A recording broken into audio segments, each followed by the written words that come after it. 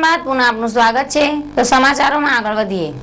વડગામ તાલુકાના 110 ગામોના 0 થી 16 સ્કોરના ડીપીએલ મહિલાઓને સ્વરોજગારી દ્વારા પગભર બને તે માટે આંબલિયા સણા દ્વારા 400 બહેનોને તાલીમથી સજ્જ કરી માનવ ગરિમા યોજના દ્વારા મંજૂર કરેલ અદ્યતન સિલાઈ મશીન આપવા તાલીમ વર્ગનું આયોજન કરેલ છે।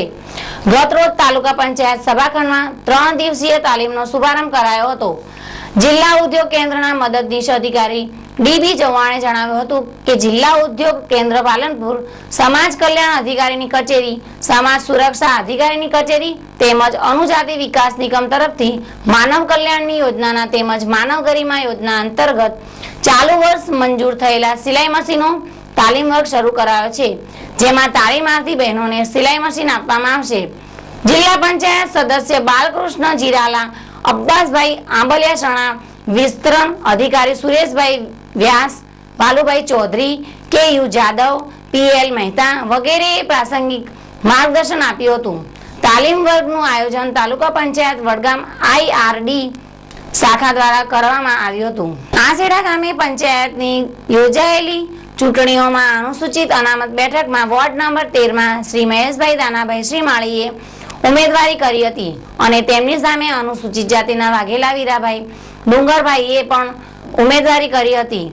તારીખ 31/12/2011 ના રોજ ચૂંટણીનું પરિણામ જાહેર થતાં શ્રી મહેશભાઈ દાનાભાઈ શ્રીમાળી વિજેતા જાહેર થયેલા છે, જેથી સામેવાળા હારેલા ઉમેદવારે જે તે વખતે જાહેરમાં બોલેલ કે જો હું હારીશ કે જીતીશ તો પણ તે મહેશભાઈને જાનથી મારી નાખીશ, જેથી પોલીસ પ્રોટેક્શન સાથે આસેડા ગામે અમો પહોંચેલા બીજા દિવસે આશરે 9 વાગે ના સુમારે સામેવાળા પક્ષના વીરાભાઈ ડુંગરાભાઈએ મોટું જૂથ બનાવી તીક્ષ્ણ હથિયારો સાથે મહેશભાઈ શ્રીમાળીને રહેવાના સ્થળે તીક્ષ્ણ હથિયારો સાથે એકાએક 7 વ્યક્તિઓને ગંભીર મારામારી કરી હુમલો કરી જ્વલનશીલ પદાર્થો સાથે ઘર સળગાવવાના પ્રયાસો કર્યા હતા।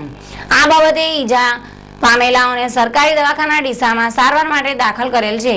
આ બાબતની ફરિયાદ ડીસા પોલીસ સ્ટેશનને ફર્સ્ટ ગુના રજિસ્ટર નંબર 1/20/121 ના ભારતીય ફોજદારી ધારા કલમ 307, 326, 394, 395, 325, 447, 148, 149, 142, 143 અને 34 મુજબનો ગુનો દાખલ કરી આરોપીઓને તાત્કાલિક ધરપકડ કરવાની કાર્યવાહી હાથ ધરી છે। બનાસકાંઠા જિલ્લામાં પંચાયતની ચૂંટણીઓ આવી તેમાં આસેડા ગામની અંદર અનામત બેઠક ઉપર મહેશભાઈ શ્રીમાળી નામના યુવાને પોતાની ઉમેદવારી નોંધાવી અને એની સામે એ જ ગામના વીરા ડુંગરા વાઘેલાએ પણ ઉમેદવારી નોંધાવી।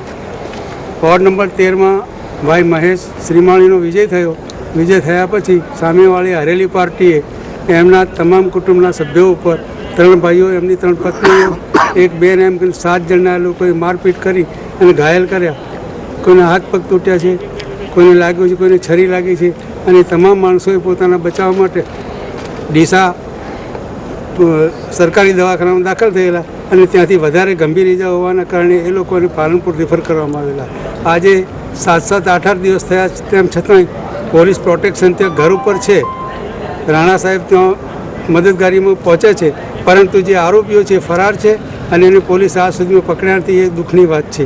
તો ભવિષ્યમાં આ કુટુંબીજનો કોઈ જાતનું નુકસાન ન પહોંચે અને આરોપી ઝડપી પકડાય એ ખાસ કરીને હાલના પ્રવર્તમાન સંજોગોમાં અમારી માંગ છે। રાજસ્થાનથી ધરાવતી એક ટ્રક ડીસા તરફ આવી રહી છે અને આ ટ્રકમાં ક્રૂરતાપૂર્વક વાછરડા ભરી કતલખાને લઈ જવાઈ રહી છે તેવી બાતમી જીવદયા પ્રેમી ભરતભાઈ કોઠારીને મળી હતી, તેથી તેઓ એ શહેર પીઆઈ BK પાટેલની મદદથી ગાયત્રી મંદિર પાસે આ ટ્રક ઝડપી પાડવા વોચ ગોઠવી હતી, જેમાં એક સકમન ટ્રક નંબર RJ37G એ 586 થરાદ તરફથી ડીસાના ગાયત્રી મંદિર પાસે આવતા પોલીસ અને જીવદયા પ્રેમીઓએ આ ટ્રક અટકાયત પ્રયત્ન કર્યો હતો, પરંતુ વહેલી સવાર આશરે 5:30 વાગ્યા હોય અને ઠંડી તેમ અંધકાર હોય ટ્રક ચાલક ટ્રક મૂકી નાસી છૂટવામાં સફળ થયો હતો।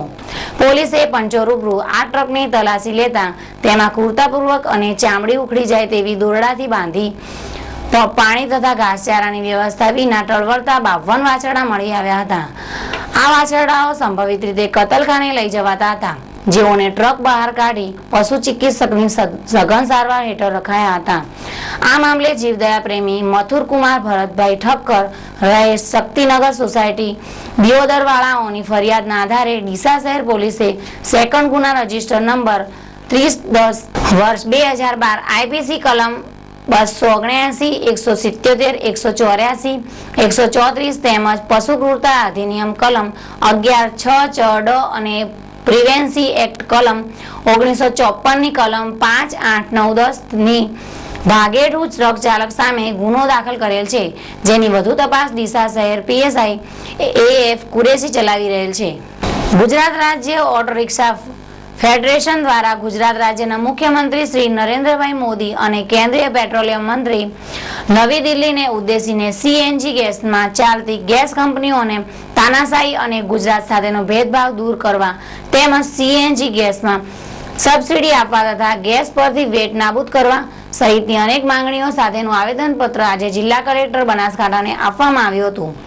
આ આવેદનપત્ર પાલનપુર ઓટો રિક્ષા એસોસિએશન દ્વારા રજૂ કરાયું હતું, જેમાં રિક્ષા ચાલકોએ CNG ગેસમાં તેઓને ફાળવણીમાં થતી કનડગત અને APM કોટામાંથી રિક્ષા ચાલકોને ગેસ આપવાની રજૂઆત કરી હતી.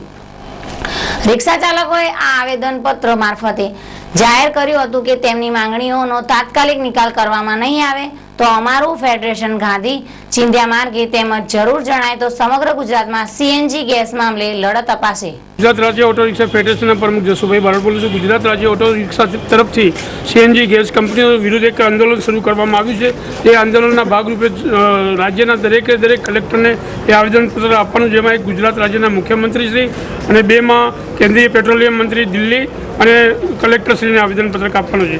તેમાં ગુજરાત રાજ્યની અંદર જે ગેસ કંપનીઓ પોતાની તાનાશાહી પ્રમાણે ભાવો વધારે તે ભાવોને અંકુશમાં લેવા અને છાશવારે ભાવ વધારે તેને અંકુશમાં લેવા, રિક્ષા ચાલકને સબસિડી આપવી અને ગુજરાત રાજ્ય અને કેન્દ્ર સરકારનું જે વેટ છે તે વેટ નાબૂદ કરવો તેમજ અન્ય બાબતોમાં આ એક આવેદનપત્ર સપૃત આજે કલેક્ટર શ્રી પાલનપુરને સપૃત કર્યું. ન્યૂઝ બુલેટિન પૂરું કરતા પહેલા મુખ્ય સમાચાર ફરી એકવાર. રાધનપુર મુકામે શંકરસિંહ વાઘેલાની સરદાર યાત્રામાં લાખોની માનવમેદની ઉમટી, ભાજપે પાંગળો વિરોધ નોંધાવ્યો. જગતજનની માં અંબાનો આજે પ્રાગટ્ય દિન, અંબાજી માય ભક્તોથી ઉભરાયું. ડીસાના ગાયત્રી મંદિર પાસે વહેલી સવારે શહેર પોલીસ અને જીવદયા પ્રેમીઓએ 52 વાછરડા કતલખાને લઈ જતી ટ્રક ઝડપી. અને પાલનપુર રિક્ષા એસોસિએશને CNG ગેસના અનેક પ્રશ્નો મામલે જિલ્લા કલેક્ટરને આપ્યું આવેદનપત્ર. તો આ હતા આજના સમાચાર. વધુ સમાચારો સાથે ફરી મળીશું. નમસ્કાર.